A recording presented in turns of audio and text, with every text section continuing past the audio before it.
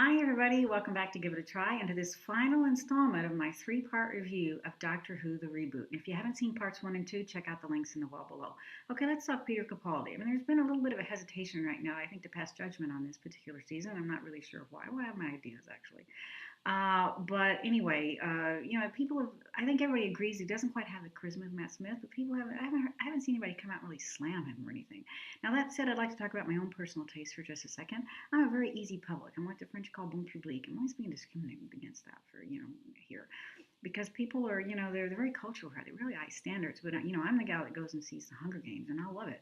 And I'm not blind. I get it. I know that they're giving you maximum, for your maximum buck, they're giving you minimum action. I mean, let's face it, in the last Hunger Games installment, we followed Jennifer Lawrence around ruins for 2 hours while she wept. I mean, that was about it.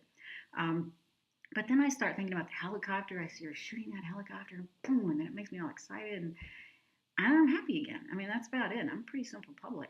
Now, get back to Peter Capaldi, and even for somebody like me, very bon public, very easy public, I found Peter Capaldi to be an utter disaster as Doctor Who. The main reason being, he's very hard to understand. He has this really, really raspy voice. He's an older man, so his voice is cracked and raspy. He's got a Scottish accent. You put those two things together, and the combination is just absolutely disastrous. He just comes across as this grouchy little mumbly old man. And he's got a very slight frame. He's by this, he's got this very young, fresh female companion, so he looks like a dried out angry elf when you put him next to her. So and there's some things that aren't even his fault. Like the editing is just terrible in some of the episodes. There's one that's etched in my mind is this little girl. She's just running, for all she's worth toward Clara, and then suddenly there's a whomp, brutal cutaway, and then ting. The girl is suddenly in Clara's arms. It's like, wow, we are in full on B movie zone when you see something like that come down. And I don't know where that comes from. Things just don't seem to be gelling under this new Peter Capaldi. And, you add to that, you got a little bit of politics going around here. You got Stephen Moffat who's come out and said, hey, Peter Capaldi has saved Doctor Who. Now, for me, that really tarnishes the Doctor Who brand when he does that because it's an insult to everyone's intelligence. Like, yeah, what did he save Doctor Who from exactly? Stellar ratings, right? Uh, I think there's other ways to defend that actor without taking Matt Smith and then whoom, just throwing him on the bus like that. Matt Smith, especially being a giant of Doctor Who. I mean, you got to sort of think about the fans' hearts here, right? And what we've enjoyed for the last few years.